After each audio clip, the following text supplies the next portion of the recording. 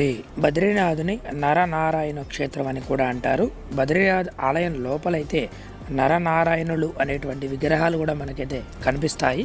గంగా నది ఉద్భవించిన సమయంలో అయితే భూమి తట్టుకోవడం కష్టం కాబట్టి గంగా నదిని 12 భాగాలుగా అయితే శివుడు భూమిపైకి వదలడం జరిగింది.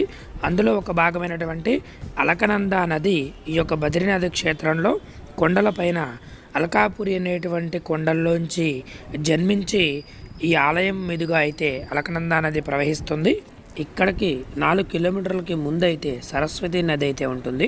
ఆ సరస్వతి నది మానా విలేజ్ దగ్గర అయితే ఉంటుంది. మానస సరోవరం నుంచి అయితే వస్తుంది. ఇక్కడ అలకనందలో అయితే అంతర్వాహినిగా అయితే ప్రవహిస్తూ ఉంటుందన్నమాట. మన నెక్స్ట్ వీడియోలో అయితే సరస్వతి నది పుట్టిన ప్రదేశాన్ని అయితే చూడబోతున్నాము. ద్వాపర యుగంలో శ్రీకృష్ణుడి నిర్యాణం అనంతరం పాండవులు తనువు చాలించి స్వర్గారోహణ చేసే సమయంలో ఇక్కడ